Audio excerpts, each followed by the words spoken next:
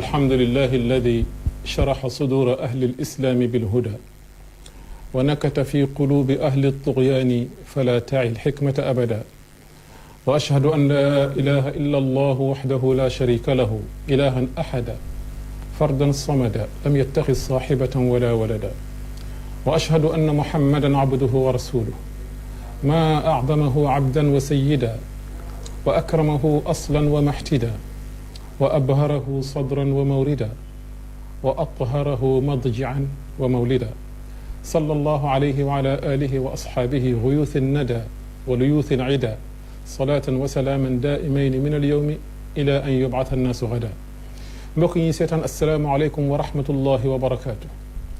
dellu si nañu beneen yoon ci seen émission approche an nahj bi ngay ne am talaata bu nekk ci waxtu wi ñu ñëwaat tey nag comme ni ngeen ko xamee semaine yi yëpp ñi ngi waxtaane li nga xamee ne mooy xew-xewu jamono te mu aju ci mbas mi nga xamee ne yàlla subhanahu wa taala moo ko wàcc ci jamono mu daj adduna bi yëpp dem ba nekk pandémie talaata bi passé ci la ñu doon wax ba ko jiitu ci la ñu doon waxtaane waaye ci ay bunt yu xaw a wute di ñaan yàlla subhanahu wa taala nag mu teggal ñu ko ndax wax dëgg yàlla attanuñ ko dañu ñaan yàlla mu teggal ñu ko nu mu gën a gaawe yàlla mun na ko innahu samiu duaa tey ñu ñëwaat ci mbiru mbas moomule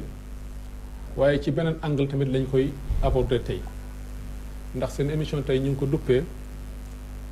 Covid-19 réalité et perspective bi ñu ko xalaatee nag ñu invité ci ñaar ñoo xam ne ñi kenn du leen présenté fii ci plateau yi ci Sénégal ndax mën nañ leen gis ci géewu xam-xam yi moo xam ci biir réew mi la ak ci bitim réew ñu fiy taxaw di fi défendre ay position l'islam yoo xam ne yi yu leer la yu am cëslaay la ku ko dégg rek xam ne li ñuy wax ni lu documenté wu la ki ci jëkk mooy sama mag docteur Momar Kane docteur Momar Kane émission bi daanaka ñoo ko tàmbaleendoo man ak moom saa yu fi ñëwee rek bu fi jógee ñu laaj ma ko laaj ma indiwaat ko ndax pertinence ay propos ak leer bi nga xamee ne li muy wax leer na ko ci bopp nit ñi moom laa fi woo tey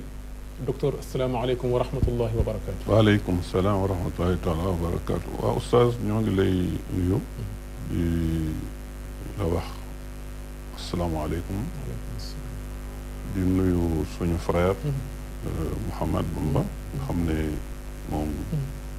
naa ne ba ñuy ànd yàgg na lool 79 di nuyu waa kër gi yëpp ñu nekk fii ci kër gi di nuyu itam ñi nga xam ne ñu ñuy déglu ci réew mi ak ci bitim réew di ñaan yàlla daal mu dafa ñu tawfeex li ñu fiy wax mën a am njëriñ incha allah ki ci des moom it sama mag la di al ustaad al baaxis Bamba Ndiaye Bamba Ndiaye nag boo ko waxee ci Sénégal moom it présenté na boppam gëstukat la bu la neexee terme bi nga xamee ne moom moo gën a miinu ci Sénégal mooy islamologue gëstukat la bindkat la journaliste la observateur la averti ci seen politique bi moo xam ci dëkk bi la ak ci bitim réew yàlla takkaloon na ko ndomb mu nekk ministre fii ci Sénégal yor lépp loo xam ne moo aju ci wéeru l'islam ustaad asalaamaaleykum wa rahmatullahi wa barakaatu. waaleykum salaam wa rahmatullahi taala wa barakaatuhu Cheikh Ahmed Tidiane Tandian ñu ngi lay nuyu. di nuyu sunu xarit docteur Momar. di nuyu ñiy seetaan émission bi ak fu ñu mën a nekk ci àdduna bi. di am mbégte ci invitation bi. di ñaan yàlla mu defal ñu fi tawfiq ba li ñu fi wax mën a jëriñ nit ñi. amiin yaa rabbi amiin jërëjëf jërëjëf maa ngi tàmbalee ci sama ndeyjoor docteur Momar jàng nañu ci benn xadis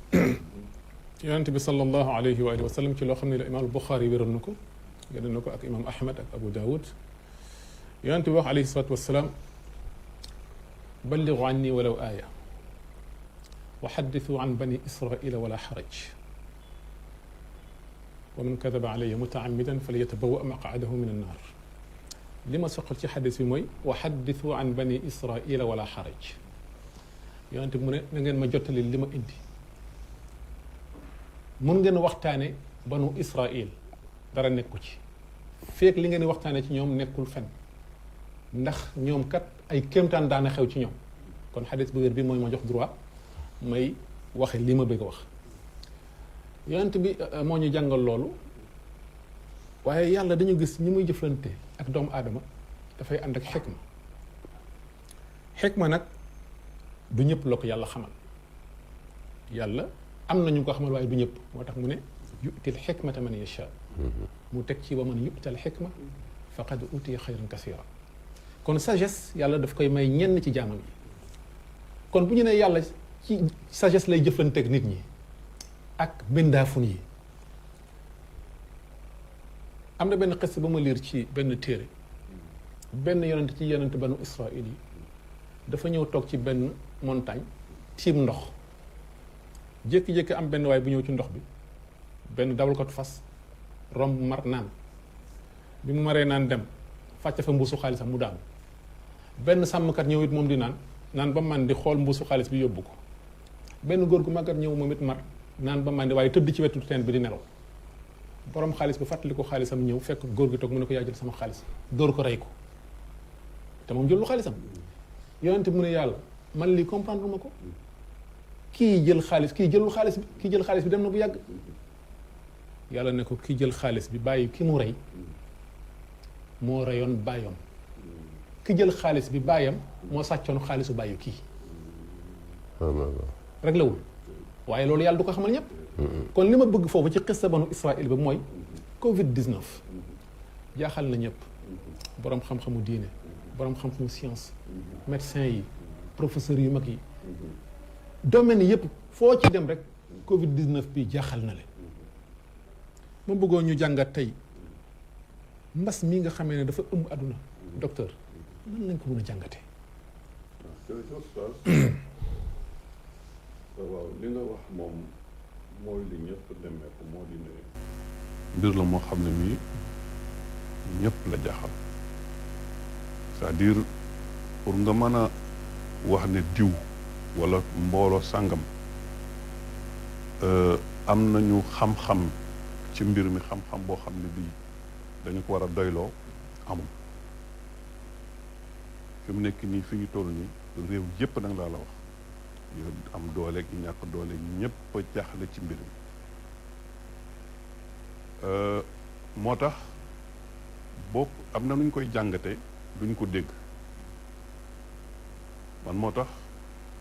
dama ci am gisin boo xam ne bala ma koy bàyyi dañ may indi leneen lu leer loo xam ne lii daf ma koy tax a bàyyi xam nga mbir mi boo ko seetee ba seetlu ko dafa am jàngat yu bari bari yuñ ci mën a def yoo xam ne boo ko tënkee boo ko résumé da ngay wax ne dañu nekk ci benn fin de civilisation xam nga suñu borom tabaraka wa taala yow yéen a ma gën a xam loolu fu jamono masaan toll yërmandeem ju réem jooju daana tax mu yónni ay yonent yu yónnee ay téere jublu ci lan jàjju nit ñi tegaat leen ci yoon ndax bëgg rek ñu texe loolu yërmandeem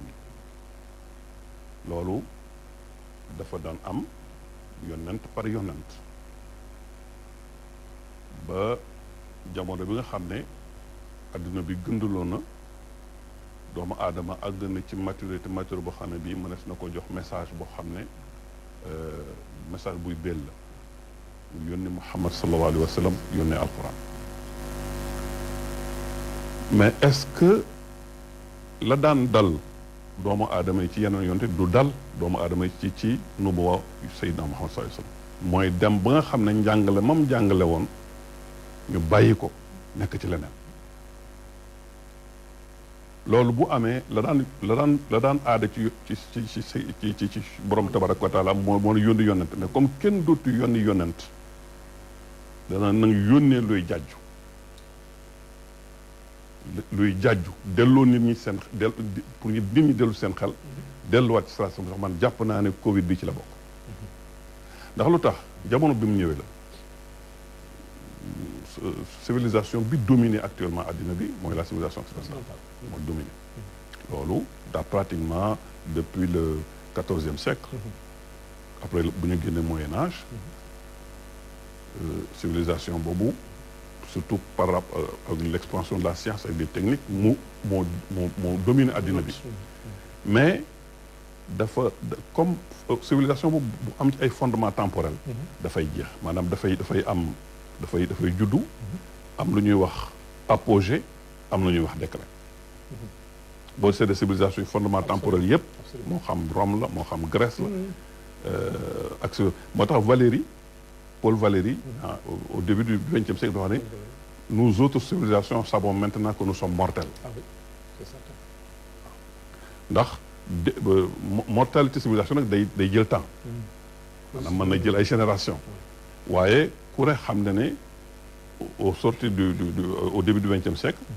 addina bi dugg na ci situation boo xam ne bi les plus grands philosophes yi jamono boobu mooy ñoom ay Valéry ñoom Albert Camus ñoom Jean-Paul Sartre ñooñu nga xamoon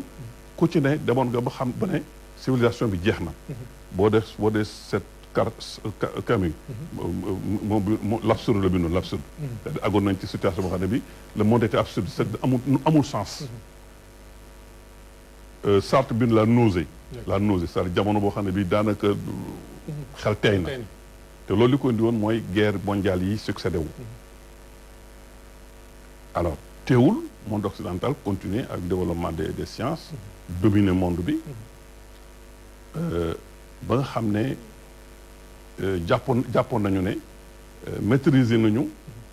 dynamique historique ba nga xam ne dara dootu dellu gannaaw maanaam ñoom ni ñu gis àddina noonu lay demee d'ailleurs boo dee xool ñu mel ne Fukuyama xam nga waxoon la fin de l'histoire waaw donc mais jamono boobu itam boo ko jàngatee da ngay xam ne am na ay mandarga yu wane ne fin de civilisation la parce que non seulement wax naa affaire guerre yu mel noonu adversité bi amoon mais idéologie yi nga xam ne ci lañ daan wékku idéologie yooyu seen bopp dañoo dem ba màbb c'est-à-dire léegi boo xoolee monde occidental dafa am lu ñuy wax vide idéologique une vacuité idéologique mais en même temps aussi une appétence idéologique parce que doomu aadama fokk mu am besoin de sens fokk mu combler ko bu nga demee ba nag les macro idéologies yi nga xam ne ñoom ñoo ëppoon doole ci vingtième siècle yëpp dañu daanu moo tax d'ailleurs boo gisee l'islam am succès foofu nga xam ne loolu moo ko indi parce que appétence idéologique boobu amatuñu ñoom lu ko combler moo tax islam rek moo ko mën a combler alors li mu bëgg wax foofu mooy Covid-19 bi ñëw fi mu jëkk a laal mooy l'économie man du ma waxagul santé mais l'économie lay wax d'accord parce que ay Roger Goret daan na ko wax ne civilisation yëpp ñu ngi daan dox ci ay ñeent wala juróomi tànk mooy dimension économique dimension politique dimension sociale dimension religieuse et spirituelle mais civilisation occidentale dafa dox ba nga xam ne dafa mujj yenn dimension yooyu yëpp nag daf leen a semmal au profit d'une seule mooy la dimension économique loolu la kii daan wax ne maanaam un monde unidimensionnel monde unidimensionnel nga xam ne dara amatul solo lu matière alors loolu tam dana dox ba jamono mu àgg niveau boo xam ne bi dafay dootu mën a def des effets positifs maanaam dañu am lu ñu xam ne les effets contre-intuitifs loolu moo ñu daal actuellement parce que boo xoolee monde bi tey le modèle de développement occidental ne peut plus continuer ne serait-ce que les dégâts environnementaux yi nga xam ne moom la def c'est-à-dire fi mu nekk ñoom ils savent très bien que moo tax am naa suma benn professeur bu daan wax ne léegi le constat bi ñu def ne modèle occidental bi nga xam ne moo dominé modèle de développement bi mënul continuer ce n'est plus possible àgg na ba ci ces derniers effets léegi des effets pervers la am il faut qu'on lui trouve une solution mais trouver une solution mooy renoncer carrément au fondement théorique et idéologique du monde occidental te ñoom loolu xalaatuñu alors loolu moo indi aujourd'hui li nga xam ne moom moo dominé mooy dimension économique bi c'est touché parce que boo dee xool léegi presque tous les pays occidentaux ñu wax ko bañ ko wax ils sont en récession. oui ñoom ñëpp. alors en même temps. wane na ne modèle développement ñu yore woon yàqoon na jamono ji. gis nga temps yi ñu ngi lay woon ci télévision bi. ay maanaam léegi atmosphère bi ni mu oxygéné ni mu oxygéné woo voilà ñu wane aussi bi ñu confiné nit ñi ñu wane ay animaux yu xar yu disparaître yu yàgg commencé génnaat pour wane ne nature bi mi ngi régénéré wu parce que simplement nit ñi li ñu daan def bàyyi nañ ko loolu signe la lu jar a jàngat la deuxième chose bi mooy Covid 19 bi virus bi ci boppam li tax mu jafe bu njëkk virus dafa daan ñëw rek def ay symptômes wala bu lu duggee rek ñu xam ne lii la daal di ñu xam ne lii la ñu mën ko waxee waaye xam nga yaa ngi fi Bamba Mouhamed nga fi man maa ngi fi ku nekk mën na ko yore fi te bañ ko xam te xamuloo ko yéeme la donc loolu juste benn professeur ci suñu professeur yi wax na ne il y a 4 types de virus fii au Sénégal donc c'est-à-dire ay mutations est-ce que ëpp ko sax ay mutations la ñu gisagum waaw donc c'est-à-dire même li nga xam ne moo doon kii mécanisme scientifique yi nga xam ne ci lañ daan sukkandiku voilà même sont s'avèrent aujourd'hui inefficaces inefficaces comme si ki fi indi Covid bi te nañu wax yàlla rek dafa leen di won ne benn message la mu daan wax rek ma ututu ilman illa qalila xamu leen dara bon donc loolu mooy wane ne fi ñu toll nii nous sommes en fin de civilisation donc finalement li waroon am mooy ñoom seen think tank yi nga xam moom lañ ko am seen ñi nga xam dañuy réfléchir parce que affaire bi duñ ko jox ay médecins rek ñu dem toog def ay vaccins yooyu c'est pas ce serait trop banal par contre war nañu boromi xam-xam yoo xam ne dañuy toogaat xam ne nous sommes en fin de civilisation civilisation bi dominé woon mënut a continuer lan moo ko war a remplacer la réflexion devrait être ça aujourd'hui d'accord parce que suñ ko envisagé wu su setanga rek ay dimension la ñuy jël ay cat la ñuy jël ay aspect la ñuy jël te loolu ça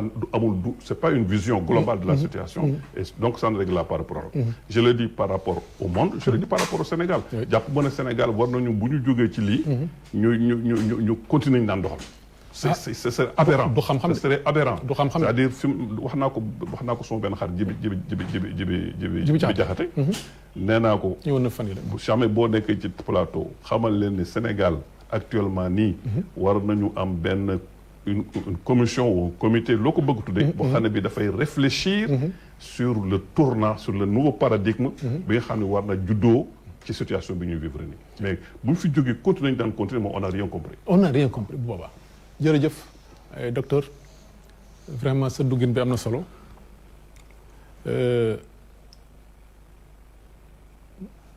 mardi ba maa ngi doon expliquer lu xaw a mel nii waaye yow sa bés moo gën a jot parce que bésu spécialiste la maa ngi doon wax sama invité bi dafa naa Jibi Jaxate la woon moom it ma ne ko xaw ma lu xew de mais li ma gëm mooy yàlla subhanahu wa taala bi mu bindee adduna bi bàyyiwu ko rek Soudan li ma wóor mooy def na ci benn système d'autorégulation boo xam ne bi saa yu mbir yi eggee benn proportion yi dina déclencher système boobu mu autoréguler naturel bi xam nga nu muy demee léegi ni mu koy régler nag mun na nekk au détriment de l'homme parce que moom moo ko causé zahara al fasadu fil barri wal bahri bimaa kasabat aydin nas moo tax bu wéy bi ñëwee du ko mooy bu ko yàlla di faj ci moom lay gën a méttee monsieur le ministre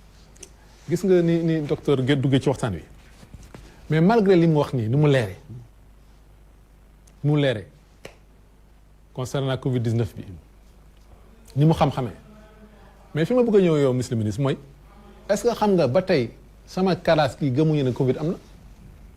man sama classe gi ba tey gëmuñu ne lu ñuy wax Covid 19 am na ay plan la ay création la nangam. man à chaque émission bëgg naa ñu waxtaan ci loolu parce que bëgg naa nit ñi xam ne affaire man li ma gëm mooy lu am la te vraiment laay naa leen dama leen bëgg laay biir ñu xam ne lu am na te ñu moytu mais y en a qui ne croient pas à ça pour eux ce sont des complots nangam à quelle fin xaw ma ko mais vraiment yow miy topp situation yi yaay topp ngay topp axbaar yeeg di topp xabar yeeg di topp di lire lu ne nga koy topp dama la bëgg laaj docteur monsieur le ministre loolu moom lan nga ciy wax vraiment. waaw Cheikh Ahmed loolu nekkul a amal solution parce que dama yaakaar ne dafa xaw a aju ci réer réer nag moom jàngoro la joo xam ne faj ko yombul man dama naan kuy nelaw moom bokkut ci la ñuy wax kooka moom benn priorité la am yeew bu yeewoo ba ne toog rek ba ne jar nga door koo expliquer li ko expliquer li xew xam nga docteur jaar na ci léegi ci anam bu xóotu xóot man damay wax ne le monde occidental bi dafa piéger adduna bi presque ci anam yu bari na bokk na ci piège yi ju ñu ngi ko léegi complotisme bi ñu gëmloo ba nga xam ne dañu xaw a def ci xelu ñenn ñi bu ma jàkkaarloog Momar sax ñu ne peut-être c'est un complot venu de l'Occident wala nangam la alors loolu xam nga boo ci naxee kuréel daanaka day màmm waaw dafa am ñu màmm fi mu nekk ñoo xam ne loo leen wax rek ñu ne non mbir mi ay complot maa ngi gis ay vidéo yuy daw yoo xam ne ñoom ñoo ko def d'abord ab tubaab la ñuy teg ku weex en tout cas di traduire ci wolof li ñu ne moom lay wax te mi ngi dox di dugg ci ay kii ay hôpitaux naan xool leen nit ñi ñuy wax deenan waaw ñun ma ne pour te dire vrai maa ngi toog sama soxla ñu di ko seetaan mu bëgg ko gëm ma ne ko wax ma ne ko yéen dee tax neexu leen waxtaanal yàlla xam naa dafa xam xóotaayu nelaw yi fii mu dóor ñu ku mas wi bu rëy parce que ñun dañu xëy rek ñu ne Pape Diouf gaañu na ci Pape Diouf nekk ku ñëpp xam waxuma la Sénégal mais adduna bi France ak fu ne muy kilifa itam am njaboot ñu dégg njabootam waaw may leen waaw ma ne ko yéen yow nga xam ne Pape Diouf moom dégg nga ko ñu commenté ba jeex ay mbokkam dem fa denc seen ab néew médecin yee koy faj xanaa kay ci médecin yi ko faj génn naa jàkkaarloo yow ne la deena te Covid da ko rey waaye loolu la nga bëgg gëm vidéo boo xam ne yow d'abord dañ ko traduire def montage nga bal loolu bëgg a yàq sa xel ma ne ko adduna bi tant que yéen a ngi fonctionné noonu kenn mënu leen a yee parce que dañ leen di yeew ba foog ne yéen a ngi waaj a def ñu dikkaat bës leen ngeen tëddaat nelaw mu ne pourtant wax nga dëgg rek ma ne ko c'est comme ça oui c'est trop simple ki li muy wax ni teg ko fenn d'abord li muy wax nii sax c'est à décortiquer est-ce que li waa ji wax ak li muy traduire benn la loolu beneen mbir la est-ce que ma ne ko léegi ci fake news yi war nañ ñu ne da ngay jël benn montage boo xam ne sëñ Tandiane day nekk peut-être il y a 10 ans la ko defoon ñu génne ko tey situation bi actualiser ko commenter ko actualiser ko balancer bu ko defee rek les esprits crédules ñoom continuer ci c'est que li ma yërëmee li tiers monde mooy loolu man dama gëm ne beneen feebar ñu daal am na waxtaan ak benn médecin mu ne ma le danger qui nous guette est grave mu ne ma seen gën tubaab yi gëm loolu na ñu complotisme boobu ak vaccin yi mu ne boo sàgganul ñun les 5 vaccins yi réussiroon ba sauver ci gannaaw yàlla suñu xale yu bari ci feebar yu bari mu ne boo sàgganul nit daan lànk léegi ñu defal leen ko parce que gëm loolu ne am na vaccin bu bees bu ñëw bu mel nii bu mel naa mu ne ba léegi booy vaccin nit te loolu dëgg lu grave la mu ne ma loolu man pour le moment mooy sans problème xam nga loolu nag mooy waree ñun itam fragilité suñ société yi maanaam xam nga société bu naan dañ koy tabax ci xam-xam loolu solo si da ngay am société bu taxaw mais société boo xam ne ci falaa lay dem nii rek ëllëg lu ne mën na ko daal lii docteur Momar wax man toujours loolu wax ci début damay wax sax ne Covid bi xéewalu suñu borom la ndax lii mu jeexale man laa gëm dama naan Sénégal day bu naree jag fii lay doxewaat soppi doxale ba faaw bu jógee fii soppiwul doxale man booy boo xam ne sama yaakaar moom jël say bagage tas na ci ñoom parce que mbir mi non du Sénégal nag sax Afrique laay wax xam nga docteur mbir mi Afrique la interpellé jàngal nañu lu bari bari docteur wax na ko léegi xam nga sunu borom xakim la subhanahu wa taala bi mu dóoree Chine nga xam ne ni daan mooy deuxième puissance ñi naan mooy première sax moo ëpp doole Amérique léegi absolument mu dóor ko mbir mi Chine dem ba jaaxle waaye ñoom kër-këri nañ ba mel ñu ciy waaj a génn mu bàyyi ñoo ñëpp dem États-Unis Trump fi mu ne dafa dof xam nga bu dem ba naan désinfectant nañ ko piqûre nit ñi ko naan xëy na mën na wala ñu naan ko xam nga boobu wala adduna yëpp. tey jii nii maa ngi lire defe naa ils sont à 92 000 morts. 92 000 morts. font le sang France maanaam. di nga ko waxee civilisation occidentale lam tabaxoon. daan ñu ko naxe. bu ñu ko won mu mel ni perle bu mat parfait. foofu la Covid bi tàmbalee. wan na leen du dara château de cartes la. mën naa xëy daanu. Allahu akbar. ñu jaaxle. xamuñu ñu ñuy def. alors Afrique nag olof daf ne sikkim bu lakkandoo. ku nekk fay sa bos kee te loolu ñu daal. bi ñu dalee Afrique jàng na ci. ku nekk parce que boobu France tal kenn. États-Unis tal kenn. Chine tal kenn. ku nekk sa bopp. ku nekk dem ci say méthode bopp. mais on a découvert que ndeke. suñu méthode yi ñuy xeet. buñ ci sukkandiku woon. mën nañu dimbale. ñu dem suñu yoon. ndax ñun ñëlee ñu tardeel. xam nga colonisation dama koy faral di xam ne du dara lu dul. fekk mag muy dox. wuti dëkk bële. nga dab ko.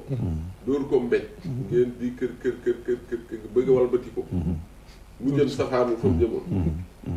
dox nag ngeen wëndeel ko bàyyi ko ba mu pare. mu miir. nga ne ko demal. loolu suñu indépendance. ba ñu bari dañoo miir xamatuñ fu ñu jëm. léegi lu ciy des. waññeeku ka la doon windeel rek topp ko parce que xamatu fu ñu dem rek keekat boo demee boo ko toppee danaa egg quelque part Cheikh Anta Diop wax na ko ci benn waxtaanam mu ne damaa yaakaar ne ex-colonisé yi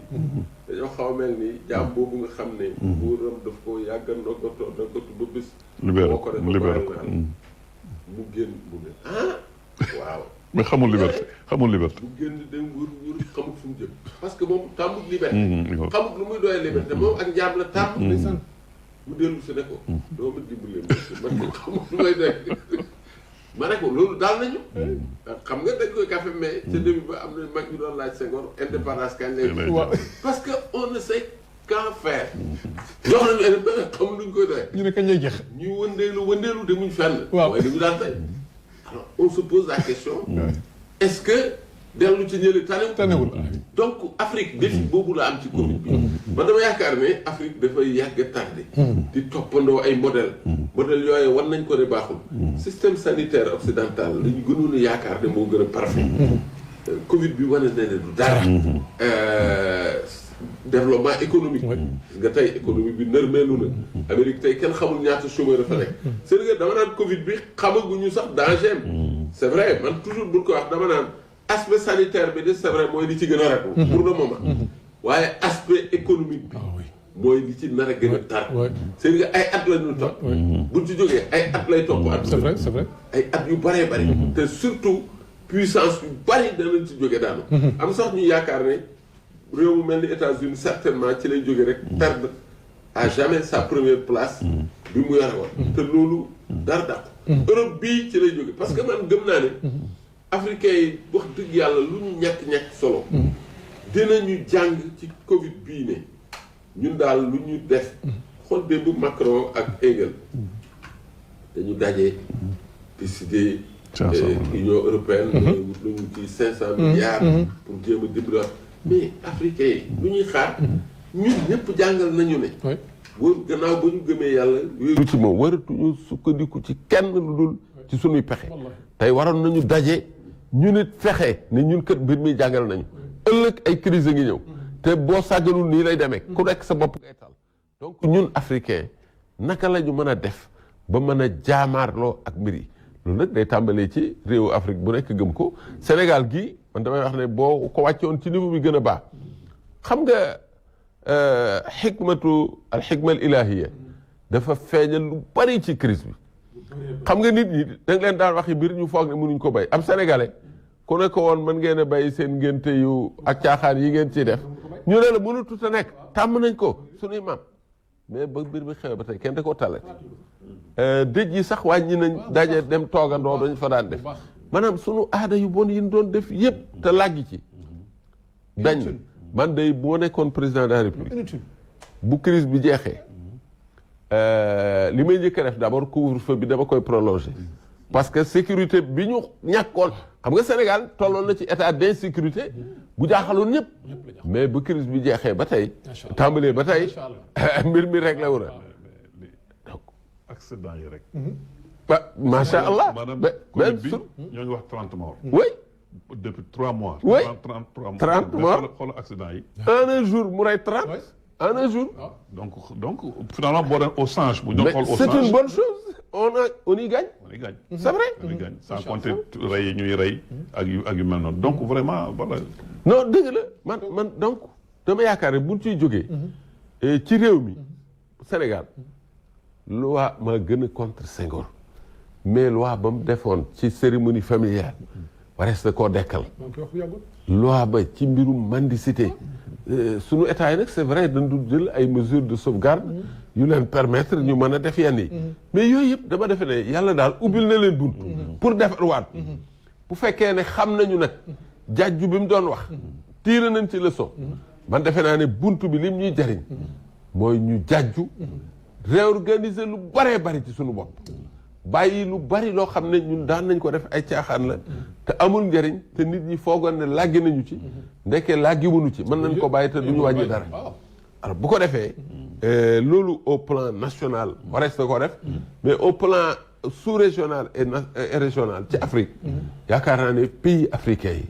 war nañoo jàngee ci lii bu nu fi jógee ñëpp a ngi defi recherche di jéem a trouver ay kii bon ñoom Madagascar nee na trouvé na lii Sénégal a ngi def lii mbir mi wan nañu ne on peut se débrouiller quelquefois sax mieux que les autres alors mais loolu il faut ñu gëm ko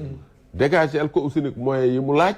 ni nit ñi yëg fonke recherche ñu fonke ko recherche ni ñu fonke xam-xam ak boroomi xam-xam ñu fonke ko man defe naa ne Afrique bu defoon loolu vraiment mbir mi dafay nekk atu bu réeré ci ñoom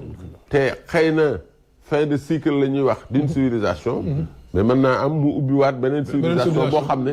Afrique dina ci am place am bu baax a baax. yàlla na ko yàlla def yàlla na ko yàlla def ñun ñëpp moom la ñuy ñaan en tout cas yàlla na ko yàlla def mais docteur lii monsieur le ministre wax dégg nga ko donc loolu ay jàngal la mais ba tey taxawaay bi ñu ci war a taxawee ñun peuple africain yi particulièrement ci mbas mi ban taxawaay lañ ci war a taxawee waaw jàngat yi moom loo ci jàngat la nga cay bàyyi moo ëpp c'est sûr xam nga par exemple xool naa seetlu naa ne man je suis du social mais le social dañu ko abandonné woon complètement en Europe xool ma loolu abandonné woon tellement yi de aujourd'hui li ma wax sama ancien la ma ne ko y a une revanche du social ils sont obligés tey xoolal ñun suñu réew mi li ñu amoon ko néew ci suñu kees génne nañ ko pour jënd ko ay ceeb jox ko ay nit ñi parce que au fond le développement bu jëriñu les besoins des lu mu jëriñ c'est-à-dire besoin développement boo xam ne bi c'est l'argent pour l'argent l'argent pour l'argent finalité bi ce n'est pas soigner les besoins des gens aujourd'hui ils sont obligés dans tous les pays génne gafaka yi pour jox ko nit ñi loolu benn jàngat la bu am solo donc ñoom ci ñu war a jàngat ñoom d'ailleurs am na seen borom xam ñu koy wax il faut nécessairement ñu xoolaat d'ailleurs bi nga Macron sax mu ne bu fi jógee def benn plan pour l'hôpital parce que seen hôpital yi ñu doon naw waaw dara deuxièmement il y a une revanche de la famille surtout revanche de la famille parce que famille dañ ko abandonné foofu parce que ñoom ñetti kii la ñu def benn bi mooy se libérer de Dieu def nañ ko se libérer du pouvoir se libérer du pouvoir de la monarchie se libérer de Dieu et se libérer de la famille moo doon seen dernier problème contrainte donc lekkoon nañ ci di ko xeex mais gis nañu tey ne ils sont obligés aujourd'hui de rester tubaab bu toog këram génnul pendant des mois loolu mooy toog leen seen kër yi mais en même temps gis nga ñun ñi nga xam ne suñu modèle familial bàyyi wuñ ko woon donte ñu ngi ñuy pousse pour ñu ba ko ñoom ils ont des problèmes pour vivre au niveau de la violence voilà parce que après l'ascenseur xamatuñ ko tàmbatuñ ko ñun au contraire suñu soxna yi dañoo kontaan ci affaire bi parce que voilà tu comprends donc il y a la revanche de la famille aussi oustaz boo dee seetlu ba tey Covid bi. ñun fii ci Sénégal damay wax ne bi ñu commencé di def yi. masque li ma jëkk a wax li ma jëkk a gis mooy. làmmiñ. la ilaha illallah. tëj leen seen gémmiñ man loolu la jëkk a liir. tëj leen seen voilà parce que. bon xam nga làmmiñ xam nga dañu waxoon ne Ésope ki nga xam ne moo doon njaatigéem dafa jotoon ay invité mooy leen da nga am naa fi suura boo xam ne bii de ku xekma la te daa leen ko prouvé daal di koy woo ne ko demal ma marché nga génn ma dafa gën a bon mu dem marché jënd làmmiñ waaw indi ko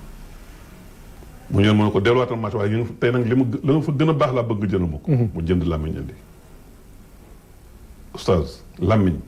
mën naa defar àddina àddina jag mais mën na ko yàq yaxet léegi te làmmiñ wu yàq nag moo ëpp tey suñu réew mi dañu wante dëgg rek dëgg la suñu réew mi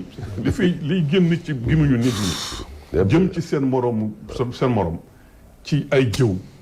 ci ay xaste ci ay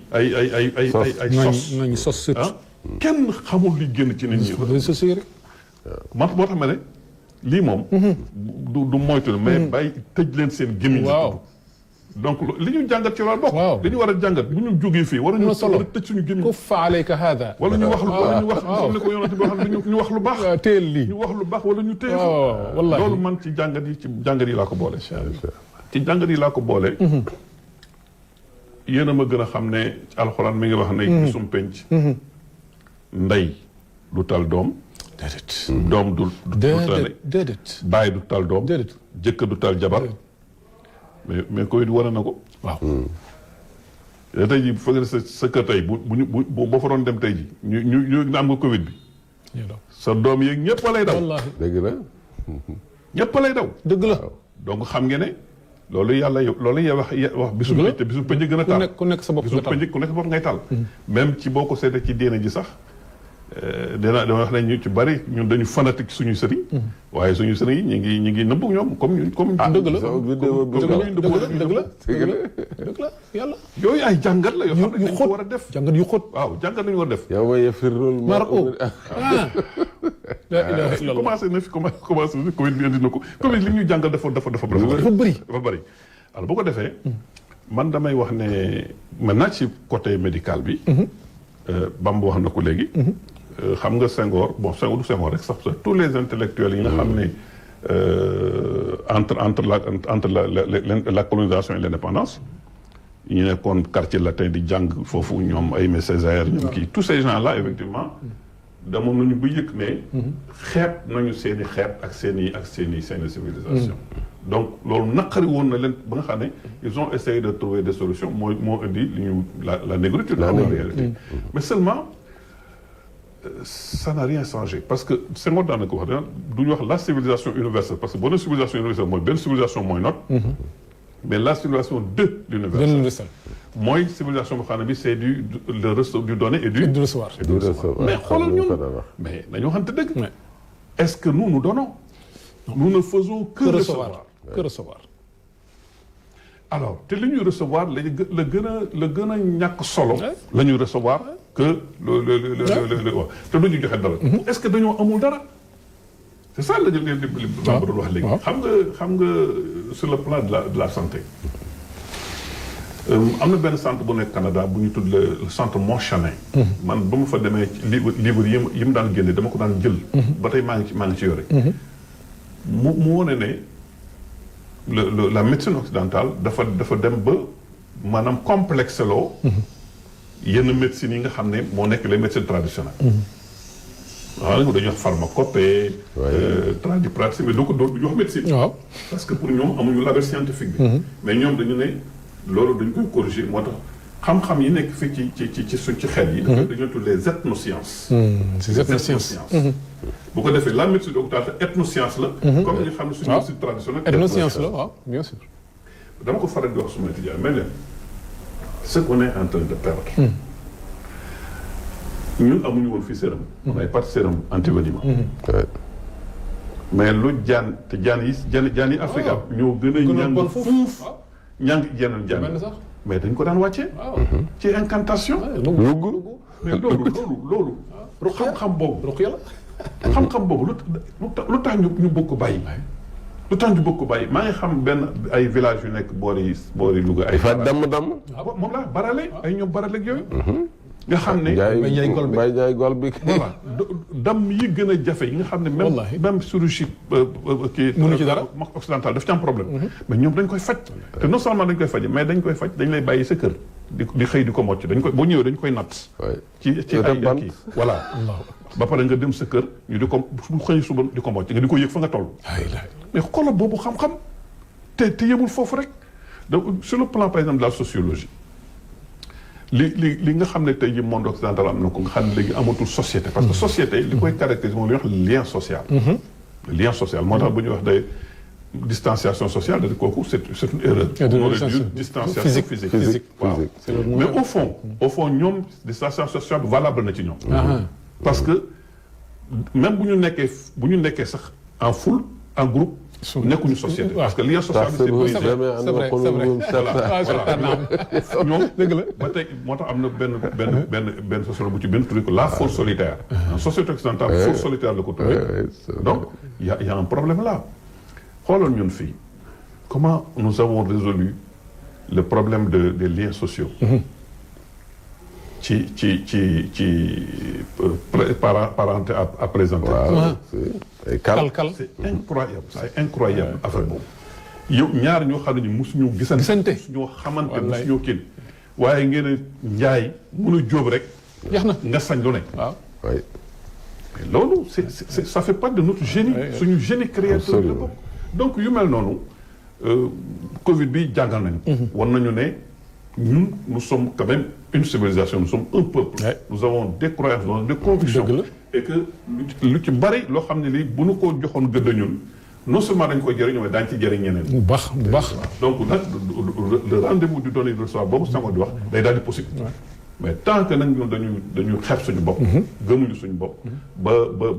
li ñu amoon lépp ci nga xam ne ay qualité la ay vertu la ay connaissance la ay kii la ñu wan ko gannaaw te loolu il faut le dire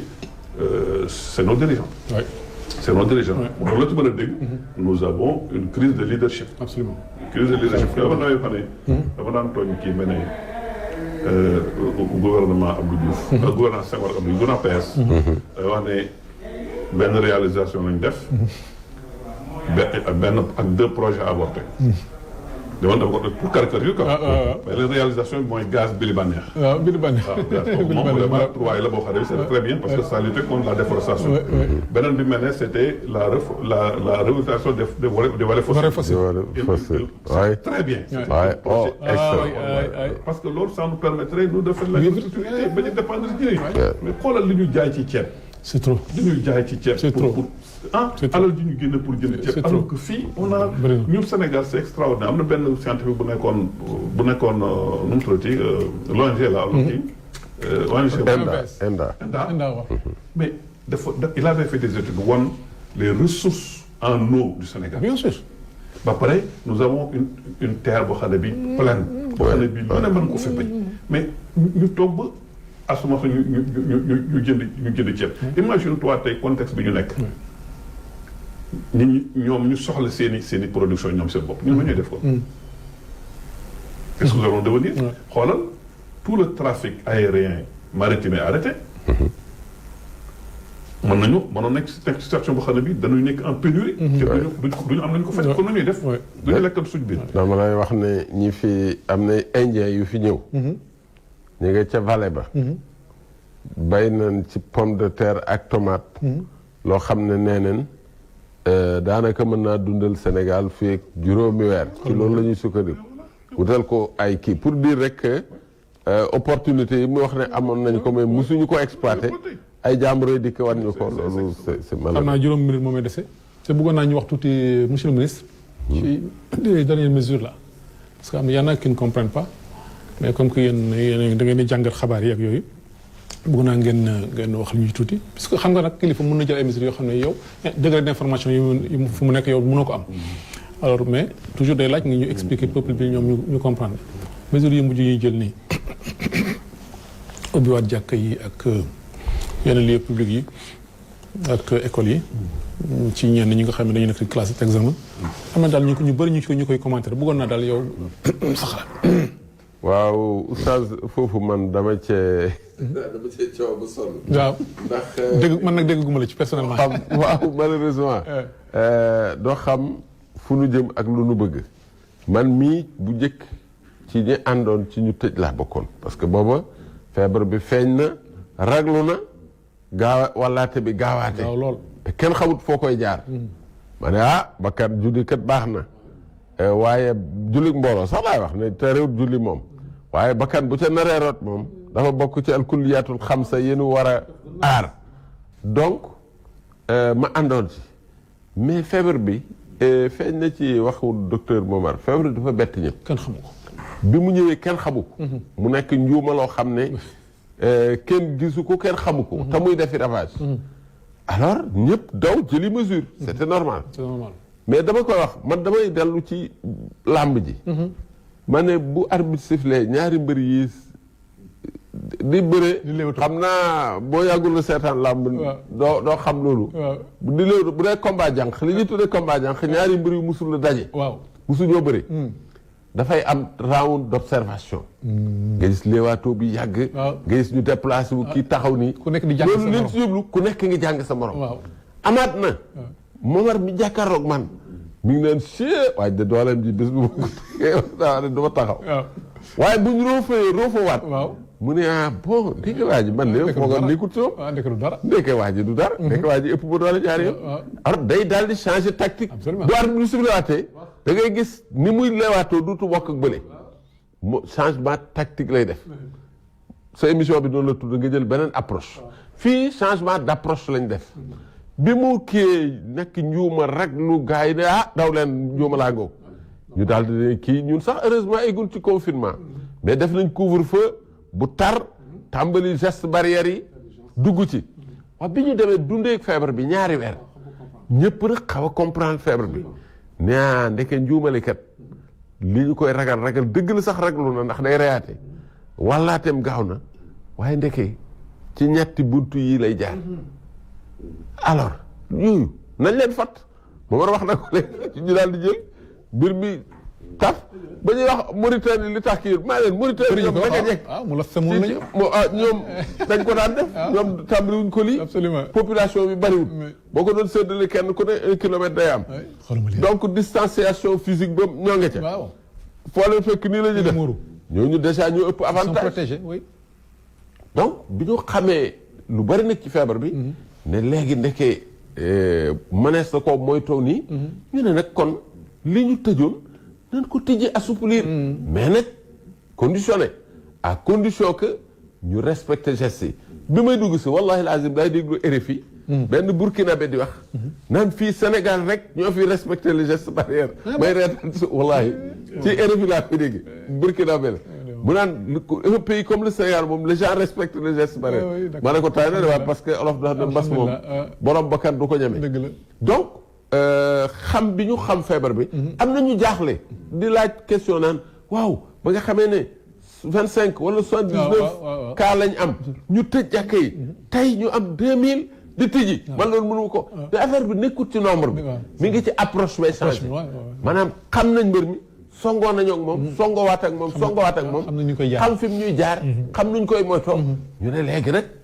nañu bëri moom pourtant feeñ na ci discours chef de l'état bi malheureusement dama naan sunu problème mooy langue bi nuy jëfandikoo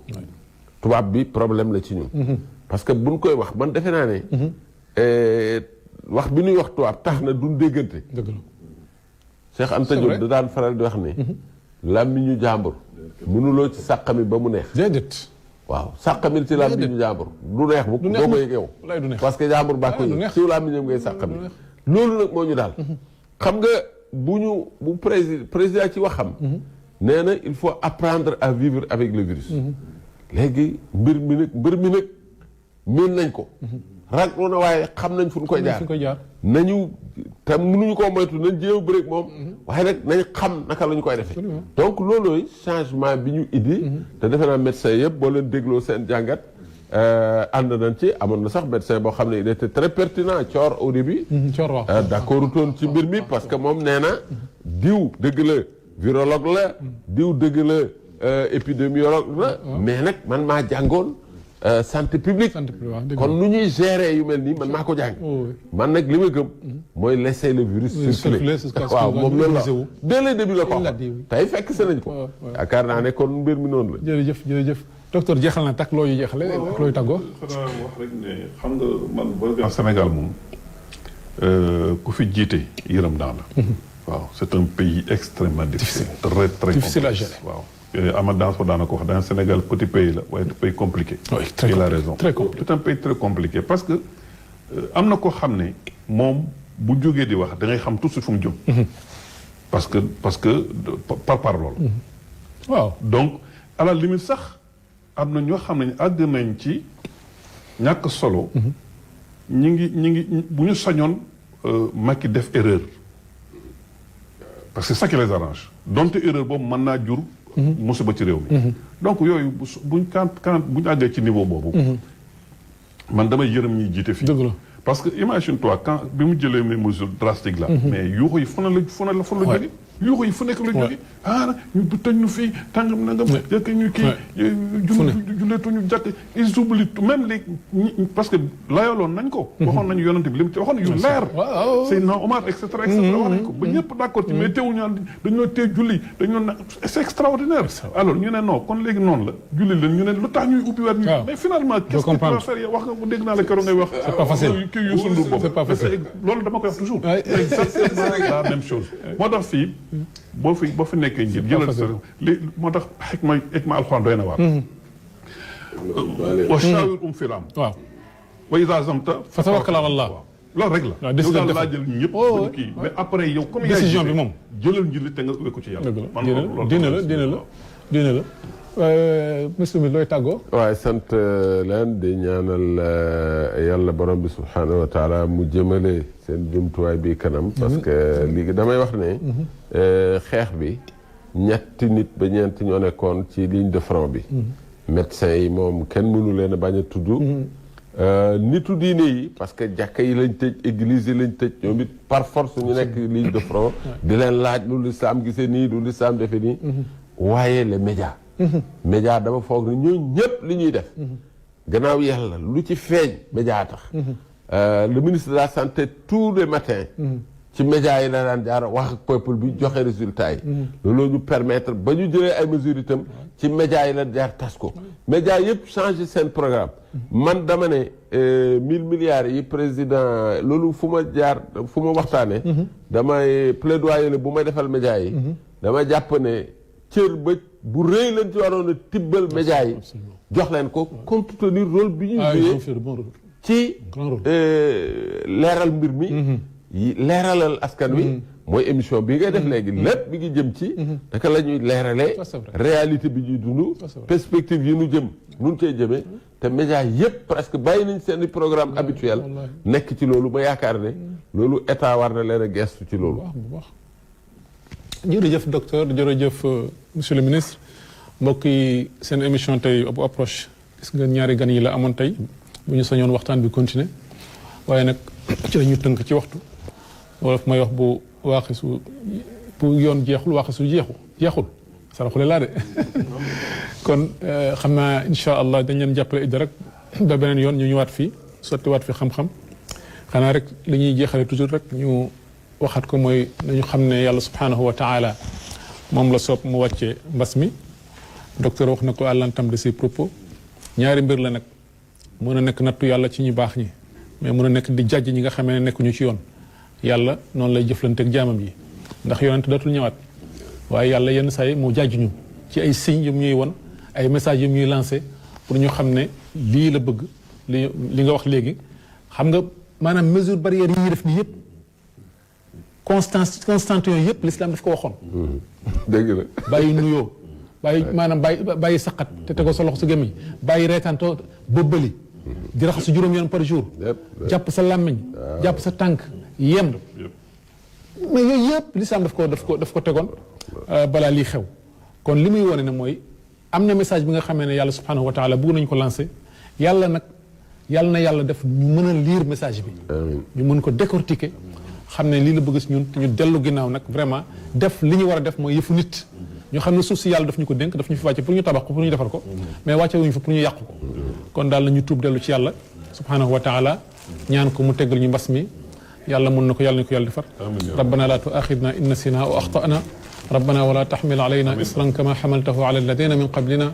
rabbana wala tuxamilna ma la taqata lana bih waafu anna waxfir lana warxamna